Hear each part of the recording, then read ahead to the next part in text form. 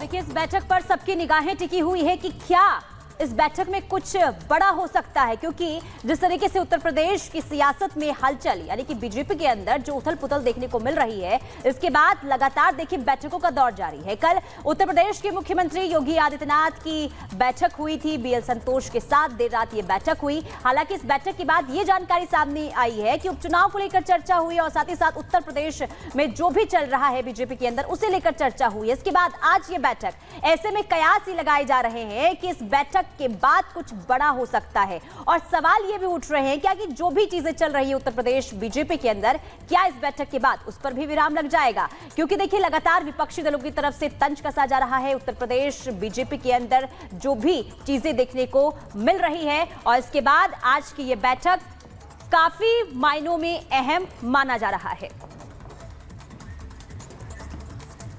और गणेश हमारे साथ लाइव जुड़ चुके हैं। गणेश, किस तरीके से इस बैठक को देखा जाए, क्या मायने इस बैठक के और क्या समझा जाए? इस बैठक के बाद कुछ बड़ा हो सकता है क्या? देखिए, बड़ा हो सकता है, नहीं हो सकता, ये कहना अभी जल्दबाजी होगी, लेकिन सबसे बड़ी बात ये होगी कि क्या इस बैठक के बाद उत्तर प्रदेश की सियासत के अंदर जिस तरीके से बीजेपी में अंतर्कलह लगातार देखने को मिल रही है, अलग अलग जो जुबानी जंग या यूं कहे कि आपस में मतभेद देखने को मिल रहा है, क्या इस बैठक के बाद वो दूर हो पाएगा या नहीं दूर हो पाएगा, ये इस बैठक के बाद देखने वाला विषय होगा। कल की अगर मैं बात करूं तो उत्तर प्रदेश के मुख्यमंत्री योगी आदित्यनाथ से राष्ट्रीय संगठन मंत्री बीएल संतोष की करीब सवा घंटे 1.5 घंटे की मुलाकात होती है उत्तर प्रदेश सदन के अंदर। उस मुलाकात के अंदर कई चर्चा होती है, राजनीतिक चर्चा से लेकर हाल ही में जो हुए लोकसभा चुनाव को लेकर तमाम मुद्दों को लेकर चर्चा होती है। तो दूसरी तरफ यूं चलते हैं, अब सूबे के दोनों उप मुख्यमंत्री चाहे ब्रजेश पाठक हो या केशव प्रसाद मौर्य, वो दोनों भी दिल्ली में हैं। और अब जब दिल्ली के अंदर जब बीजेपी की जो मुलाकात होगी तो उस मुलाकात के दौरान देखने वाली बात होगी कि क्या उस चेहरे पे वो दोनों के वो अलग खुशी देखने को मिलेगी या चेहरे की किस तरीके से रंगत देखने को मिलेगी, वो भी अलग अलग खबर बयां करेगी। क्योंकि जिस तरीके से हम देख रहे हैं कि जब मुलाकात होती है, बैठकें होती है, दोनों में से कोई ना कोई गायब रहता है उस बैठक के अंदर से। तो इस तरीके से मनमुटाव क्या आज दिल्ली के अंदर जब पहुंचे हुए हैं तो क्या साथ में दिखेंगे या नहीं, ये भी देखने वाली बात होगी। दूसरी बात ये देखने वाली बात होगी कि प्रधानमंत्री नरेंद्र मोदी या गृह मंत्री अमित शाह बीजेपी के या उत्तर प्रदेश के जो मुख्यमंत्री योगी आदित्यनाथ से अलग से कोई मुलाकात होती है या बात होती है, या जो बात होगी मुलाकात होगी या बैठक तक ही होगी, ये अब देखने वाली बात होगी। क्योंकि लगातार जिस तरीके से उत्तर प्रदेश, गणेश आप तमाम जानकारियां इस वक्त दे रहे हैं, अपडेट हमें ऐसी देते रहिएगा। फिलहाल जानकारी देने के लिए बहुत बहुत धन्यवाद। तो देखिए, तस्वीरें हम लगातार आपको दिखा रहे हैं।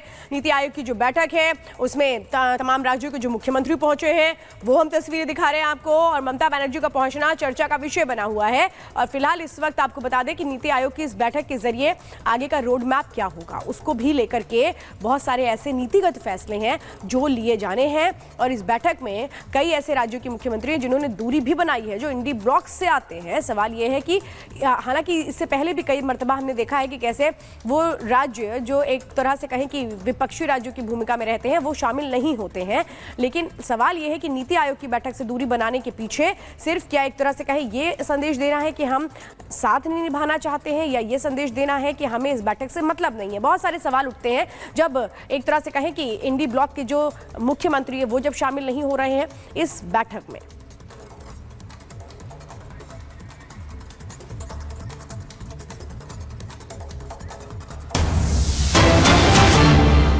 और इसी बीच बड़ी खबर सामने आ रही है, अखिलेश को केशव प्रसाद मौर्य का जवाब। कांग्रेस के मोहरा अखिलेश है, ये केशव प्रसाद की तरफ से कहा गया है। तो लगातार देखिए अखिलेश यादव जो हैं वो केशव प्रसाद को तंज कसते हुए नजर आते हैं, घेरते हुए नजर आते हैं। अब इसी पर पलटवार किया गया है और ये कहा गया है कि मोहरा हैं अखिलेश यादव। केशव प्रसाद की तरफ से ये बयान सामने आया है। तो देखिए, कल ही अखिलेश यादव ने ये कहा था कि केशव प्रसाद जो है वो दिल्ली के पासवर्ड हैं, मोहरा हैं, जिस पर अब केशव प्रसाद का ये पलटवार अखिलेश यादव पर उन्होंने तंज कसा है, जवाब दिया है। तो आइए बात करते हैं अग्निवीरों की। अग्निवीरों को लेकर के खुशखबरी आने वाली है। कई ऐसे राज्य हैं जो एक तरह से कहें कि कई बड़ी सौगात भी दे सकते हैं, इनमें मध्य प्रदेश शामिल है। कई और राज्य हैं जो सेकेंड इनिंग में कैसे अग्निवीरों को लेकर के बड़े फैसले ले सकते हैं, और वो फैसले हो क्या सकते हैं, वो कौन सी खुशखबरी हो सकती है, इस रिपोर्ट में आपको दिखाते हैं।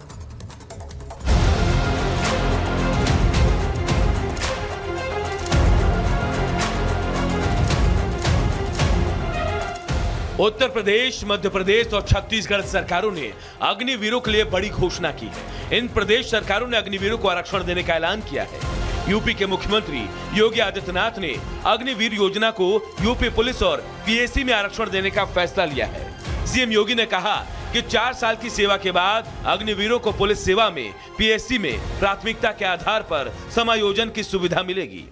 अग्निवीर में जहां युवा भर्ती हो रहे हैं, एक ट्रेंड युवा, और जब ये अपनी सेवा के बाद वापस आएंगे तो हम उत्तर प्रदेश पुलिस सेवा में, पीएसी में इन नौजवानों को प्राथमिकता के आधार पर समायोजन की एक सुविधा देंगे, वेटेज देंगे। उनके लिए एक निश्चित आरक्षण की सुविधा हम अपनी सेना, अपनी पुलिस में उपलब्ध करवाएंगे। एक ट्रेन मैन पावर हमें मिलेगा। वहीं मध्य प्रदेश के मुख्यमंत्री मोहन यादव ने भी 25वें कारगिल विजय दिवस के मौके पर अग्निवीरों को सौगात देने की घोषणा की। मध्य प्रदेश सरकार ने अग्निवीरों को पुलिस सेवा और सशस्त्र बलों की भर्ती में आरक्षण देने का फैसला लिया है। मध्य प्रदेश सरकार यशस्वी प्रधानमंत्री श्रीमान नरेंद्र मोदी जी की भावना के अनुसार निर्णय करती है कि हमारे यहाँ विविध प्रकार की पुलिस और सशस्त्र बलों की भर्ती में अग्निवीर जवानों को आरक्षण का लाभ देगी। छत्तीसगढ़ में भी विष्णुदेव साय की सरकार ने अग्निवीरों को आरक्षण देने की घोषणा की। मुख्यमंत्री विष्णुदेव साय ने कहा कि छत्तीसगढ़ के सभी अग्निवीरों को उनकी सेवा के बाद पुलिस आरक्षक, वन रक्षक, जेल प्रहरी जैसे पदों पर प्राथमिकता के आधार पर सुविधा दी जाएगी। छत्तीसगढ़ में जितने भी अग्निवीर हैं, उनके सेवा के पश्चात छत्तीसगढ़ सरकार उन्हें पुलिस आरक्षक, वन रक्षक, जेल प्रहरी इत्यादि पदों पर प्राथमिकता के आधार पर समावेशित करने की सुविधा देगी। इससे पहले उत्तराखंड के मुख्यमंत्री पुष्कर सिंह धामी ने प्रदेश के अग्निवीरों को सरकारी विभागों में नियुक्तियों में प्राथमिकता देने की बात कही।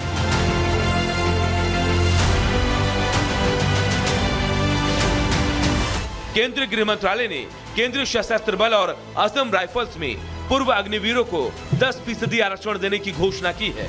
इसमें पूर्व अग्निवीरों को कांस्टेबल और राइफलमैन के पद पर उम्र सीमा और फिजिकल टेस्ट में छूट मिलेगी। अग्निवीर जवानों के लिए उड़ीसा सरकार ने भी अपनी झोली खोल दी है।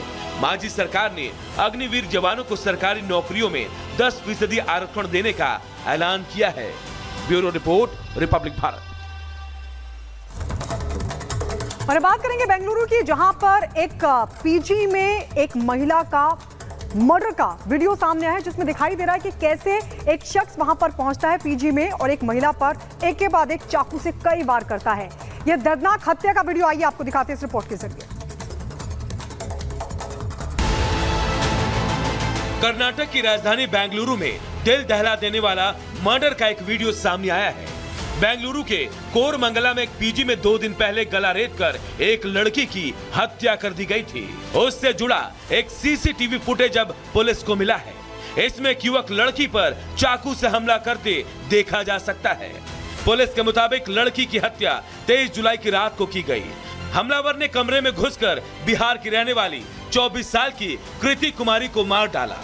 इस दौरान पीड़िता हमले का विरोध करती रही, लेकिन हत्यारा पहले उसे चाकुओं से गोदता रहा और फिर उसे पकड़कर उसका गला रेत कर वहां से भाग जाता है। शोर शराबा सुनकर बिल्डिंग में मौजूद दूसरी लड़कियां मौके पर पहुंचती हैं, लेकिन वो उसे बचा नहीं पाती। चाकू के कई हमलों के बाद खून से लथपथ कृति वहीं पर दम तोड़ देती है।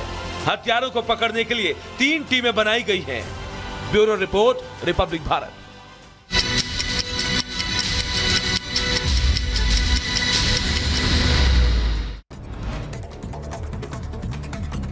उत्तराखंड के टिहरी में तबाही का मंजर देखने को मिला। भारी बारिश के बाद बड़े जलस्तर ने तबाही मचाई है। देखते ही देखते नदी में समाई दुकानें।